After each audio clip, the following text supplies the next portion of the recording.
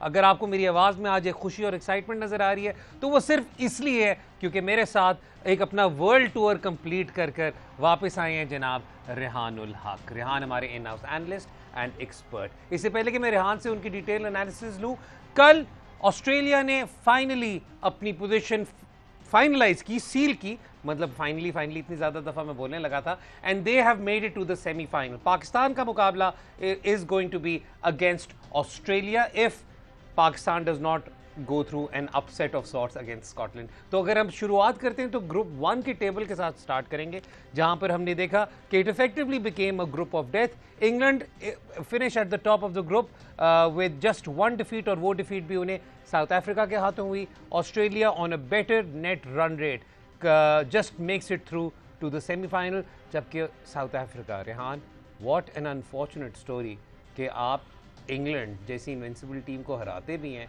4 wins भी होती हैं, 1 लॉस होता है, और उसके बावजूद you don't make it to the semi. I think इसमें जो ज़रूरी चीज़ है वो ये है देखने की कि नेट रन रेट, लोग अक्सर पूछते हैं नेट रन रेट जाती है टीम के साथ क्वालिफिकेशन की। There was another idea floated कि नंबर 2 और नंबर 3 की टीम का आपस में मैच करवा के देख लेंगे कौन क्वालिफाई करेगा, एक क्वार्टर फाइनल करवा लें। उसमें प्रॉब्लम ये है कि नंबर 2, नंबर 3, नंबर 4 तीनों के एक जितने पॉइंट हुए तो आप 3 टीमों का तो आपस में मैच नहीं करवा सकते। नहीं, उसमें तो फिर by virtue of net run rate आप ऊपर दे देंगे ना यार पॉइंट्स। पर then again you are then considering net run rate. अगर आपको इतना मसला है नेट रन रेट से तो फिर आप दोबारा क्यों कंसीडर कर रहे हैं? ठीक है। दूसरी चीज़, नेट रन रेट क्यों कैलकुलेट होता है? इसलिए कि at the end of the day limited overs cricket का पर्पस ये था। टेस्ट क्रिकेट का पर्पस होता है 20 विकेट्स लेना, टीम को आउट करना, टेस्ट मैच जीतना। लिमिटेड ओवर्स का पर्पस ये है कि कौन ज़्यादा इकोनॉमिकली बॉलिंग करता है, कौन ज़्यादा तेज़ बैटिंग करता है, ठीक है। और इसमें विकेट्स की वैल्यू है। वैल्यू किस तरह है कि अगर आप 46 आपने 4 ओवरों में किया, ठीक है, तो आपका 46 डिवाइडेड बाय 4 नहीं होता रन रेट, आपका होता है 46 डिवाइडेड बाय 20 अगर आपके ऑल आउट हो गए हैं, ठीक है। तो all out does consider the fact, और वो आपको पनिश करते हैं अगर आप ऑल आउट हो रहे हो, तो विकेट्स भी इसमें कंसिडर की जाती हैं। दी ओनली अदर वे, अगर आपने नेट रन रेट के अराउंड तरीका ढूंढना है हेड टू हेड के ऊपर, मुझे एक इशू है कि वो एक मैच को बहुत ज़्यादा वैल्यू कर देता है, ठीक है। तो फॉर एग्जांपल अगर एक टीम बहुत पुअरली खेली, उसका माइनस में नेट रन रेट है, वो एक मैच 1 रन से जीती है, 2 रन से जीती है, लेकिन हेड टू हेड में एक टीम के अगेंस्ट वो मैच जीत गए तो दे क्वालिफाई, ठीक है। So that takes away from the entire tournament as well. दूसरा, दी ओनली वेज आप अगर बोनस पॉइंट्स इंट्रोड्यूस कर दें, ठीक है, और बोनस पॉइंट्स इंट्रोड्यूस करने में भी आपको नेट रन रेट ही यूज होता है। बोनस पॉइंट्स के अंदर भी एक बड़ी मजेदार बात बताता चलो। बोनस पॉइंट्स इंट्रोड्यूस हुए वनडे में, उसमें था कि अगर आप एक्स ओवर तक अगर आप कर लेते हैं तो आपको बोनस पॉइंट मिल जाएगा, लेकिन अगर डिफेंडिंग टीम उस पता कोई इस टाइप वाली सिचुएशन थी where we saw a match जहां पे इंडिया, मुझे याद पड़ता है कि उन्होंने मेन टारगेट तो चेस किया ही नहीं, वो सिर्फ बोनस पॉइंट में अपनी पोजीशन आगे करने के लिए they batted till the 40th over के 42nd ओवर उन्होंने मिनिमम रन करने थे। तो that in effect can have a bigger negative impact on the game itself. But even that is net run rate ना। बोनस पॉइंट भी आप एक number of overs में फिनिश करेंगे तो that is again comes down to run rate. तो net run rate I think is a good way of measuring के where teams finish overall in a tournament, ठीक है। आई नो इस पे disagreements हैं, लोग कहेंगे कि जी 4 मैच जीते हैं, लेकिन सिमिलरली इंग्लैंड भी 4 मैच जीता है और उनका नेट रन रेट ये शो करता है कि they were by far the best team in this group, ठीक है। क्या and it all comes down to the fact कि आपको जब नेट रन रेट होता है तो जब आपका बुरा दिन चल रहा हो तब आपने अपने ओवर्स एक्सटेंड करने हैं, जो पाकिस्तान ने 2019 के वर्ल्ड कप में वेस्ट इंडीज़ के खिलाफ नहीं किया कि 113 पे ऑल आउट हो गया। अगर पाकिस्तान उसको ड्रैग करके 160 170 करता और फिर वेस्ट इंडीज़ का वो स्कोर चेस करवाता 40वें ओवर तक, तो Pakistan could have qualified for the semifinal of the world cup. तो इसलिए आपके हर मैच की इंपॉर्टेंस लेवल बढ़ता जाता है। आपको वहाँ पर कंजर्वेटिव होना पड़ता है जहाँ पे आपको लग रहा है आप इन ट्रबल हो, और आपको रूथलेस होना पड़ता है when you are especially when you're chasing a low target. और रूथलेस वाली बात is what we saw lacking when South Africa took on Bangladesh. अगर हम ये टेबल सामने रख सकें कि अगर साउथ अफ्रीका ने बांग्लादेश के खिलाफ एक जरा ज़्यादा अग्रेसिव अप्रोच की होती when they were playing against them, और अगर वो स्कोर चेस करने की कोशिश करते, अगर उन्होंने 7.5 में ये किया होता rather than 13.3, तो आप देख सकते हैं कि इस तो साउथ अफ्रीका का net run rate would have gone ahead of Australia. Again I mean with the caveat that everything else remained the same. या इसमें ये चीज़ है कि देखें, मैंने ये कंपैरिजन इसलिए किया कि जब बांग्लादेश का मैच ऑस्ट्रेलिया से हुआ तो Australia also needed to chase something like 74-75, इसमें 84 चेस कर रहे थे वो। ऑस्ट्रेलिया ने 6.2 ओवर्स के अंदर वो चेस कर लिया, whereas South Africa took their sweet little time, 13 ओवरों के अंदर कर रहे हैं। आई नो उनके 3 आउट हो गए थे, लेकिन जब आप वर्ल्ड कप खेल रहे होते हैं तो ये रूथलेसनेस आपके अंदर होनी चाहिए, which is what Australia did. ये कैलकुलेशंस आपने सारी अपने सामने की होती है, क्योंकि अगर हम ऑस्ट्रेलिया का भी ये देखें, आपके सामने है कि अगर ये एक कैजुअल तरीके से या एक कंजर्वेटिव अप्रोच के साथ ये स्कोर चेस करते, लेट्स से 13 तो दूर की बात, अगर 11वें में भी कर जाते तो तब भी साउथ अफ्रीका का नेट रन रेट अहेड होता है and south Africa would have crept in. Yes, और तो Australia on one hand Australia were ruthless, on the other hand south Africa were conservative.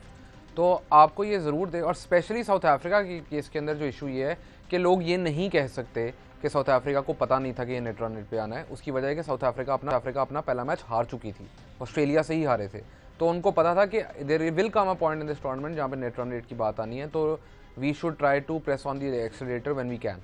तो आई मीन अगर आप पहला match हारे हो, उसके बाद पता हो आपको कि ग्रुप की ये सिचुएशन है, उसके बाद इस तरह का chase against a Bangladesh team which were completely woeful in this tournament, तो आपको वो चांस लेना चाहिए था। बिकॉज मेरी नज़र में 8 पॉइंट पे फिनिश करना, नेट रन रेट पे फिर भी बाहर हो जाना, is similar to finishing on 6 point. So might as well have risked कि वो 84 पे ऑल आउट हो जाते, लेकिन उसको रिस्क जरूर करना चाहिए। Well, Rehan, the reality is that Australia has made it to the semi-final और अब पाकिस्तान का मैच ऑस्ट्रेलिया के खिलाफ होगा इन द सेमीफाइनल। उस मैच से पहले हम एक डिटेल्ड एनालिटिकल प्रीव्यू आपके लिए लाएंगे। वक्त हो रहा है ब्रेक का।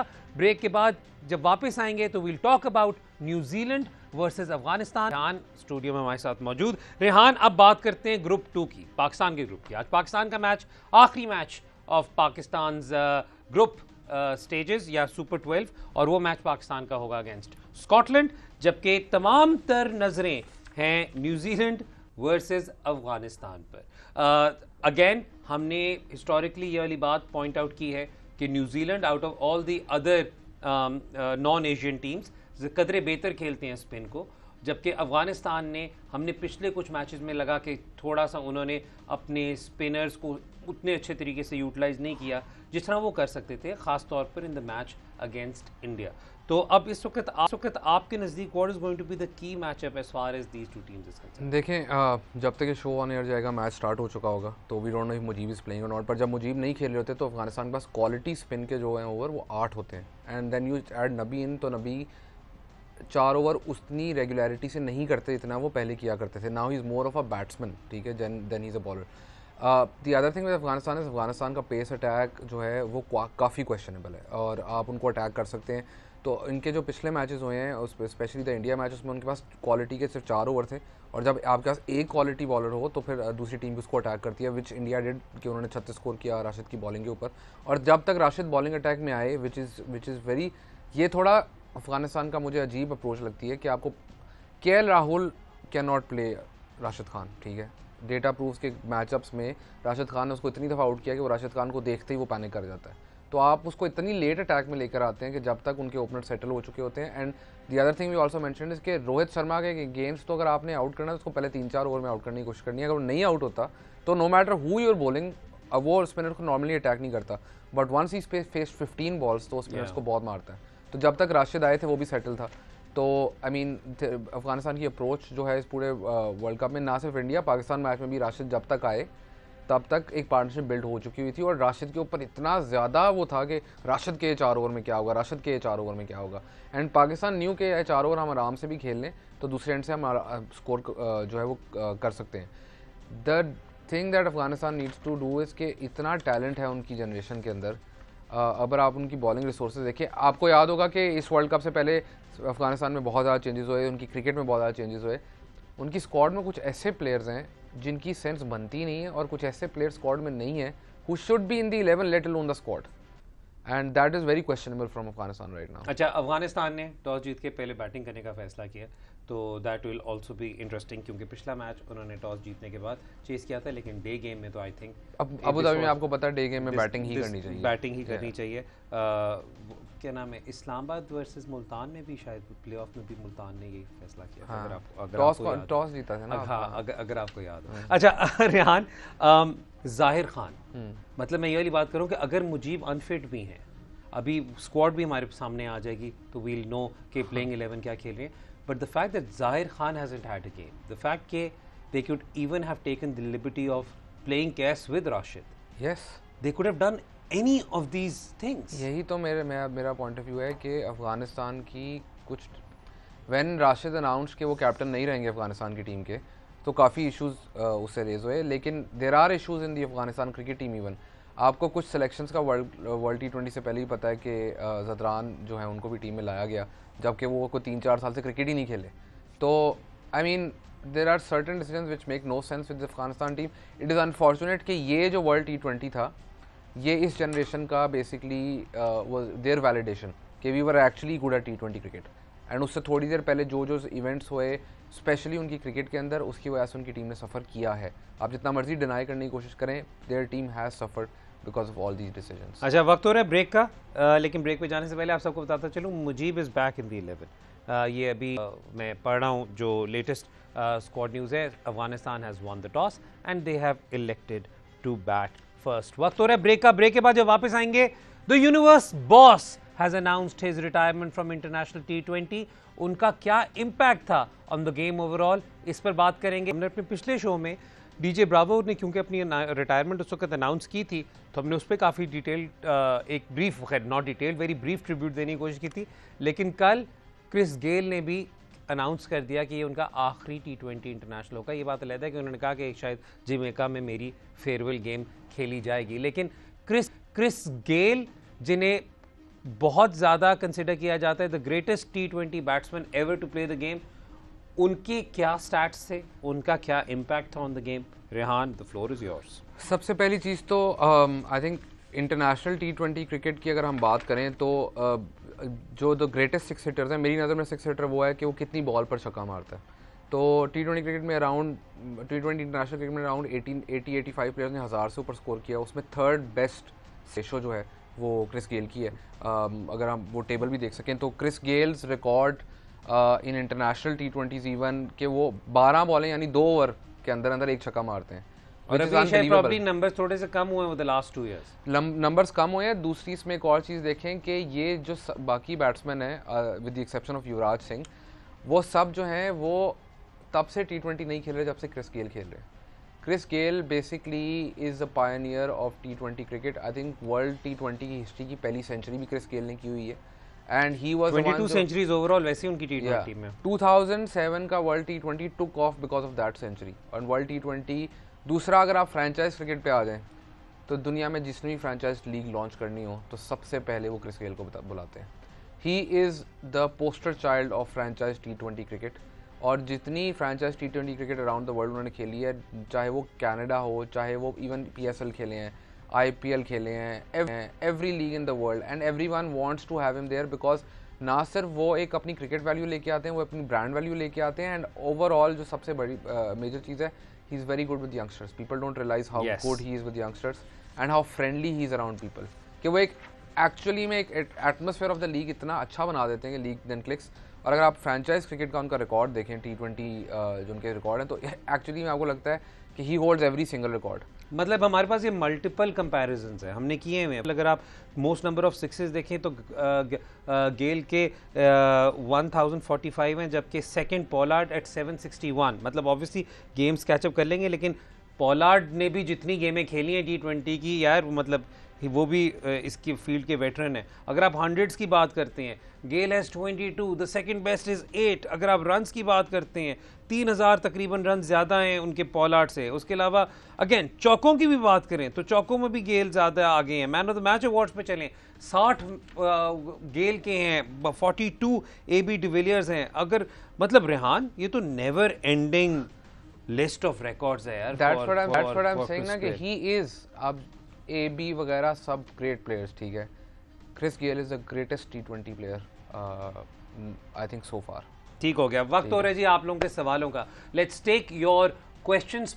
Let's start the sports lounge presented by Lipton question and answer session. पहला ट्वीट जी अगर स्क्रीन तो हम उस पर बात करें। Let's have the first tweet on the screen. Abdul Rahman Sai, उन्होंने पहले भी ये सवाल एक दफ़ा पूछा था, we didn't get an opportunity to include this in the show. वो कहते हैं कि आपको नहीं लगता कि मलिक बेहतर ऑप्शन है नंबर 4 पर, क्योंकि वो स्पिनर्स को डोमिनेट भी कर सकते हैं और इनिंग्स को डीप लेकर जा सकते हैं, जबकि Hafeez has a better hitting ability against fast bowlers, so is more suitable at 5। Also Malik should get chance, will he bowl he has the ability to turn the ball. Malik वैसे साई साहब खुद भी आई थिंक शोएब उतना फ्रीक्वेंटली बॉलिंग नहीं करा रहे, लेकिन अगर आपने बॉलर्स का कंपैरिजन करना है तो रीसेंट रिकॉर्ड क्या, वैसे हिस्टोरिकली भी Hafeez has a far superior record with ball, unless कि इतनी कोई टर्निंग आपको ट्रैक मिल जाता है कि जहाँ पर आप सोचेंगे आपको 4 स्पिनर्स लगाने की ज़रूरत है। देखिए हफीज़ को तो टीम में there was a point in his career जब आप उनकी सिर्फ बॉलिंग के लिए उनको टीम में रख सकते थे T20 इंटरनेशनल में, और अभी हफीज़ की जो वैल्यू एडेड आती है वो बॉलिंग से ही आती है। तो and Shoaib Malik doesn't bowl as consistently, लेकिन जब वो बॉलिंग करते हैं तो बहुत रेयरली मार खाते हैं वो। पर पाकिस्तान को ये करना चाहिए कि स्कॉटलैंड वाले मैच के अंदर शोएब मलिक को एक आधा over they, try him. I think that's a good point कि अगर खुदा ना खासा सेमीफाइनल में कोई इंजरी होती है, कोई मसला होता है हफीज़ के साथ, तो आपके पास एक ऑप्शन होना चाहिए ऑफ स्पिन का।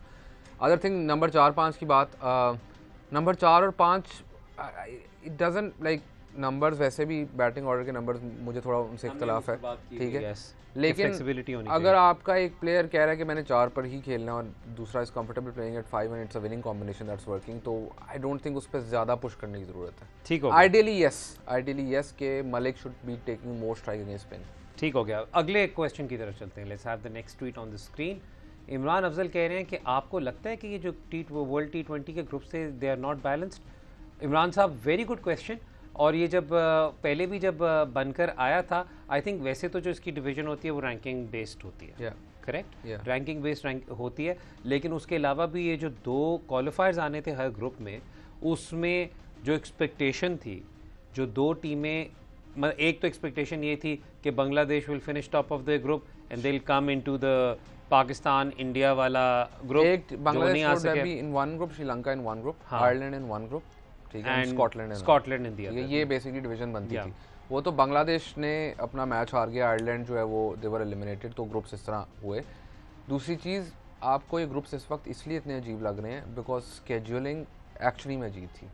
वो ये थी कि सब बिग मैचेस पहले हफ्ते में करवा दिए, ठीक है, और there was a huge period in the middle जहाँ पे कोई बिग मैच नहीं आ रहा, यानी आपकी जो क्वालिफाइड टीम्स हैं उनके साथ आपका मैच हो रहा है। फॉर एग्जांपल पाकिस्तान के पहले 3 मैच ही थे India, New Zealand, Afghanistan, all teams जिनका आपको पहले ही पता था ये खेल रहे हैं, तो यू कुड हैव स्क्वीज्ड इन एक दरमियान में match with the qualifier, with the team that's qualified, और फिर आपका जो आखिरी मैच होता वो आपका न्यूजीलैंड के साथ होता या कुछ होता, थोड़ा इंटरेस्ट थोड़ा ज़्यादा देर तक रहता। तो I think that scheduling was a little bit of issue, because I think the worry is के टूर्नामेंट के स्टार्ट में अगर उसको उतनी हाइप नहीं मिलती तो एंड में क्या होता, हाइप शुरू में मिल गई लेकिन दरमियान में बहुत ज़्यादा हाइप जो टूर्नामेंट की है इवन ब्रॉडकास्टर के लिए वुड हैव सफर्ड। अच्छा, last tweet, let's have the last tweet on screen. Aman Malik कह रहे हैं कि श्रीलंका एक बार फिर वर्ल्ड कप का क्वालिफायर खेलेगा for the next world T20, क्योंकि आई थिंक 15 नवंबर तक उनकी जो रैंकिंग होनी चाहिए उसकी बात है। और जबकि Bangladesh has qualified directly to for super 12, don't you think it would be better if these were decided on world cup standings rather than ICC rankings? फिर हमारे भाई पहले ही कोई ICC रैंकिंग को इतना सीरियसली नहीं लेता, जो एक उनकी वैल्यू बनाई भी है, आप अगर वो भी खत्म कर देंगे तो पीछे क्या बचेगा? वर्ल्ड कप स्टैंडिंग पे तो इसलिए नहीं होना चाहिए कि आप सिर्फ कोई एक टूर्नामेंट को अगर आप अवॉर्ड करने लग जाएंगे तो T20 इंटरनेशनल मैचेस का कोई वैल्यू रहेगी ही नहीं, ठीक है, तो एटलीस्ट ये वैल्यू है। दूसरी चीज़ मैं ये कहूँ, उनकी ये पॉइंट बिल्कुल ठीक है कि ये ज़्यादती है कि इतनी जल्दी टूर्नामेंट से पहले ये डिसाइड हो जाता है। You can wait for 6 months at least, ठीक है, आप 1 साल पहले ही डिसाइड करके, 1 साल से भी पहले, कभी कभी तो 14-15 मंथ्स पहले डिसाइड कर लेते हैं ये रैंकिंग्स है, and lot changes, players retire after major tournaments and everything, तो आपको एटलीस्ट 6 मंथ्स देने चाहिए, और हर टूर्नामेंट के 6 मंथ्स से पहले आपको डिसाइड करना चाहिए क्या ग्रुप्स बनने हैं। ठीक है Rehan, thank you so much for joining us in the studio. मैं आपकी ज़रूर खातिर करूंगा। अब शो ख़त्म होगा, लेकिन जी ये था जी हमारा आज का शो। आपको कैसा लगा? अपना फीडबैक हमें ज़रूर दीजिएगा।